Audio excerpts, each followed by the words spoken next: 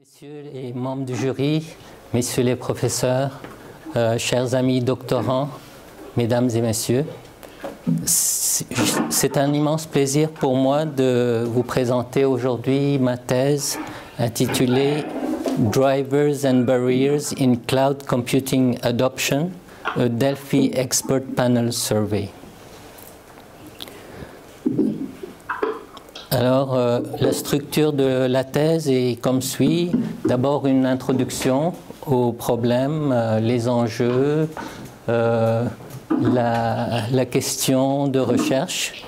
Ensuite, on passera à la revue de littérature.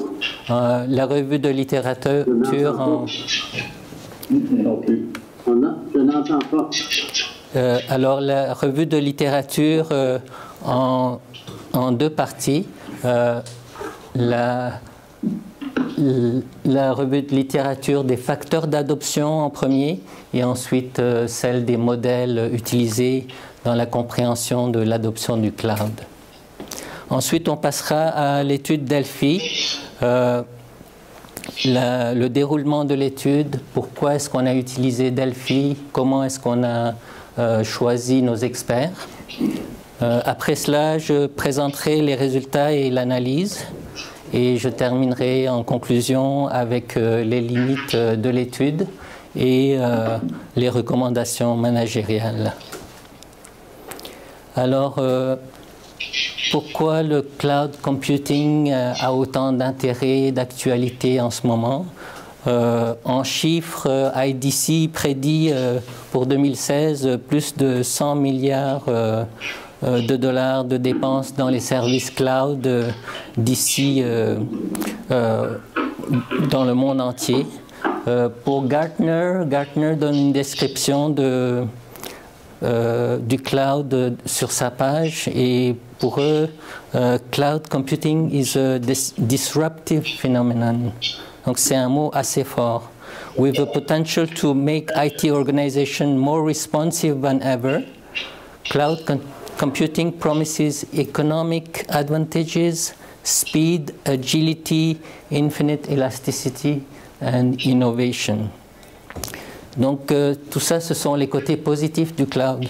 Par contre, les médias nous annoncent, nous donnent aussi des côtés négatifs en disant regardez, Wikileaks est un exemple, ce qui s'est passé avec Sony, des données sur le cloud sont partagées avec les autres personnes, donc nécessairement il y a des failles que des mal intentionnés utilisent.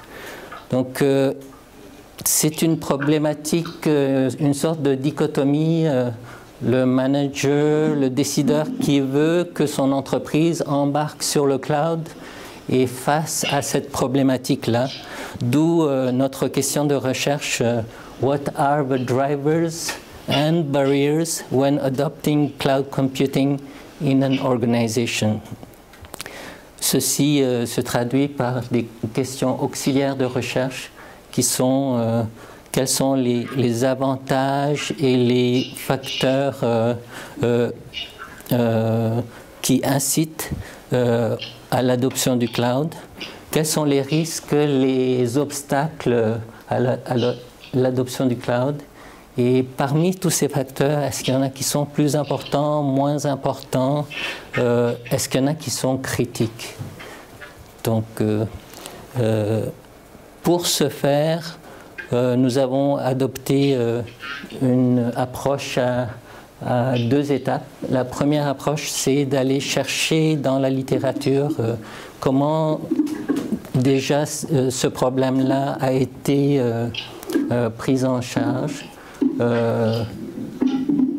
Quels sont ces facteurs? Aller chercher dans la littérature si des facteurs existent déjà, s'il y a déjà une sorte de classification.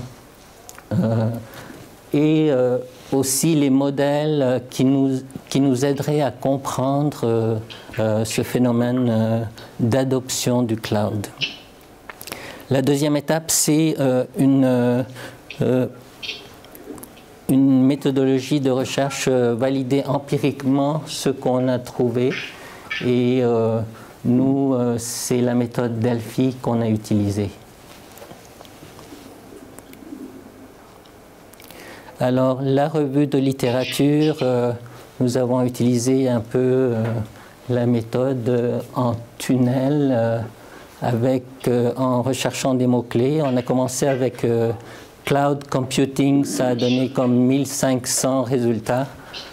Cloud Computing Adoption, Factors, Adoption Determinants, Adoption Drivers, ça a donné comme 650 articles et thèses que l'on a rassemblés dans EndNote.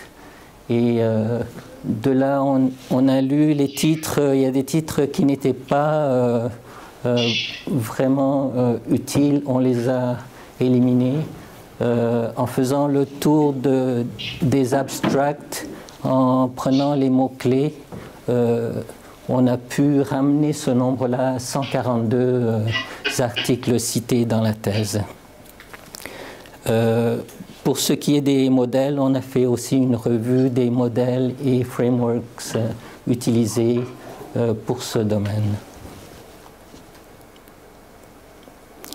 Alors, tout de suite, nous sommes arrivés à 4 catégories de facteurs incitatifs et la catégorie d'obstacles. Donc, finalement, 5 catégories. Dans les facteurs incitatifs, le premier, c'est les facteurs financiers. Donc, le fait de passer de coûts fixes à des coûts variables, c'est vraiment un changement dans la façon. Donc, ce n'est plus une logique d'investissement, c'est une logique opérationnelle. Les facteurs technologiques, moins de maintenance, moins de licences, redondance incluse. Et je ne vais pas faire la liste, mais je vais continuer dans les catégories. Les facteurs business ou organisationnels, donc une meilleure collaboration entre employés. Les facteurs écosystèmes reliés à l'écosystème et environnementaux. Donc là encore, c'est les facteurs écologiques, le fait que c'est une technologie qui est green, qui revient, qui est là en premier. En ce qui concerne les obstacles, en fin de compte, ce sont les risques perçus et les obstacles à l'adoption du cloud. Là encore, celui qui revient dans tous les articles, et il y a des thèses exprès concentrées là-dessus, c'est la sécurité, c'est la confidentialité des données. Après ça, on a toute une liste qui sont là. Celle qui mérite d'être regardée aussi, c'est les lois internationales. On veut être sur le cloud, mais on ne veut pas, par exemple, avoir nos données aux États-Unis parce que ça leur donne le droit d'aller fouiller dans ce qu'on a. Alors, les Canadiens, par exemple, ne voudront pas avoir leurs données aux États-Unis. Après cela, donc ça c'est le focus de cette recherche. Donc on s'en tient à l'adoption du cloud. Il y a tout un autre volet qui est l'implémentation, la mise en place. Et là aussi, il y a beaucoup de problématiques. Et ça ferait partie d'une autre recherche. Donc nous, on s'est délimité réellement aux facteurs d'adoption. En ce qui concerne les modèles, il y a 3 modèles qui sont là présents. Le TAM, Technology Acceptance Model, et les variations du TAM sont très présents. Je dirais que c'est celui qui est le plus utilisé tout de suite après le TOE, qui est Technology Organization and Environment, et le DOI, Diffusion of Innovation. Le TOE se rapproche beaucoup plus du modèle que nous préconisons. Déjà, il a les 3, il y a technologie, organisation et l'environnement. Ces contextes-là sont pris en compte ici. Et l'adoption est regardée au niveau entreprise et non l'adoption d'une technologie par un individu. Donc, c'est à mon avis plus approprié au contexte du cloud computing. Mais par contre, il y a eu quand même beaucoup d'études qui ont été basées sur le TAM et les variations du TAM.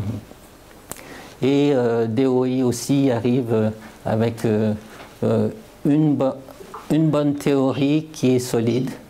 Mais après ça, il y a d'autres choses quand on veut parler réellement du cloud. Alors, le choix de la méthode Delphi. La méthode Delphi est utilisée principalement lorsqu'on cherche un consensus, lorsque l'objectif de la recherche est de trouver un consensus. Elle diffère un peu des méthodologies traditionnelles de survey, questionnaire ou entrevue.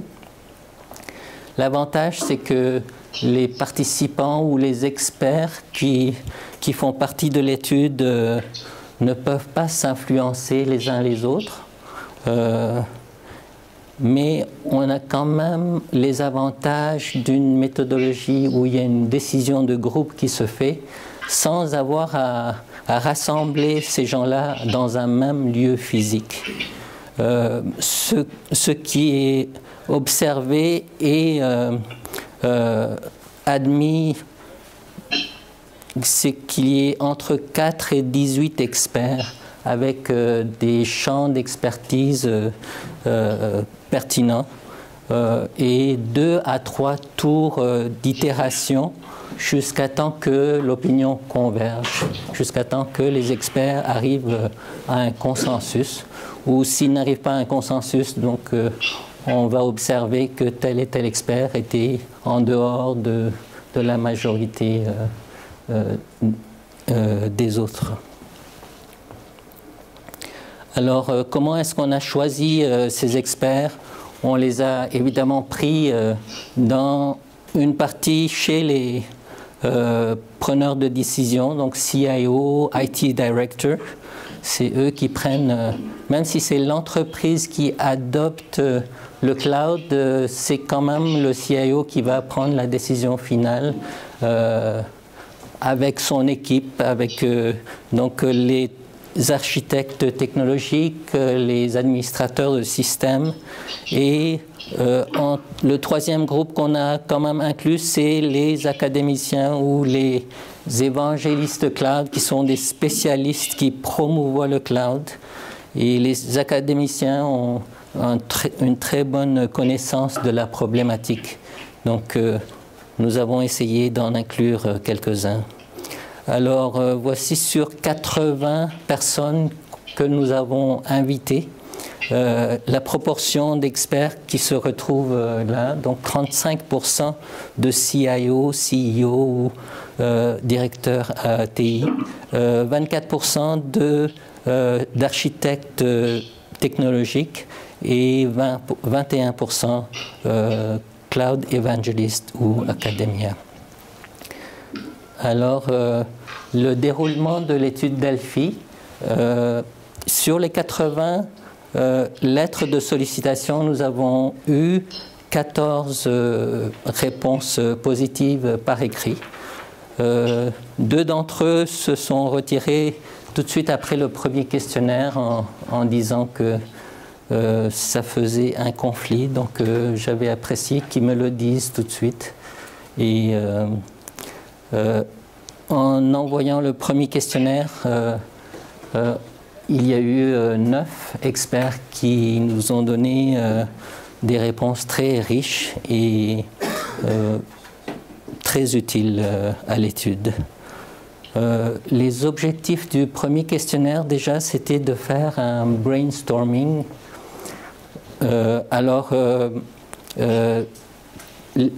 Les facteurs que nous avions pris de la revue de littérature, nous voulions qu'ils les complètent, qu'ils les complémentent, qu'ils les valident, qu'ils nous les ramènent à 3 plus importants facteurs. Donc, déjà au premier tour, ce qui est arrivé, c'est que déjà au premier tour, nous avons une presque unanimité des personnes qui nous ont fait savoir que les facteurs technologiques étaient les plus importants. Donc 91% pensaient que les facteurs technologiques étaient les plus importants. Les facteurs financiers suivent de très près à 83%, les facteurs business 66% et les facteurs écosystème à 57%. Alors, nous poursuivons avec les résultats. Donc dans les 4 catégories de facteurs incitatifs, nous avons pu avoir au premier et validé par le deuxième tour que un ordre, donc comme les facteurs financiers, le premier facteur le plus important que les experts nous ont dit, c'est moins de coûts de maintenance. Le deuxième, c'est les coûts fixes transformés en coûts variables. Donc,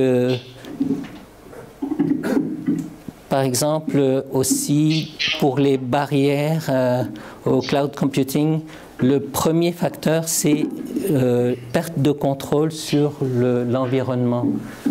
Nous, on pensait que ça aurait été la sécurité et la confidentialité des données, mais ce n'est pas ce qu'on a observé. Donc pour les experts, c'était moins de contrôle sur leur environnement de production était plus important. Ici, nous avons un tableau de synthèse qui nous donne donc les résultats que l'on a obtenus.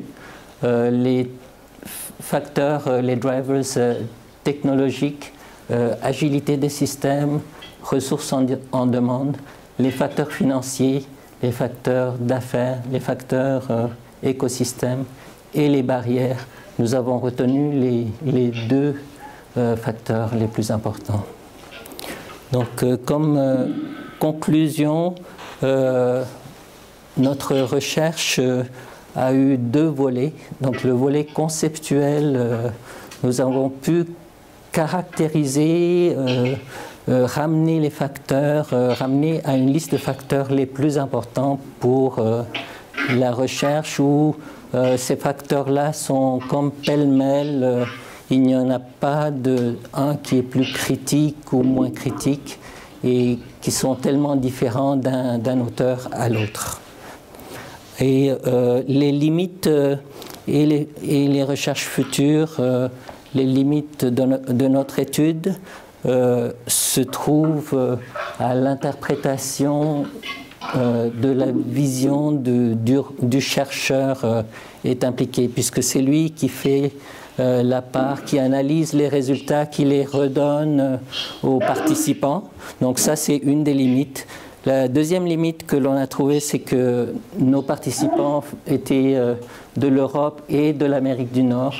Ça aurait été intéressant d'avoir des participants même dans les pays émergents et ailleurs.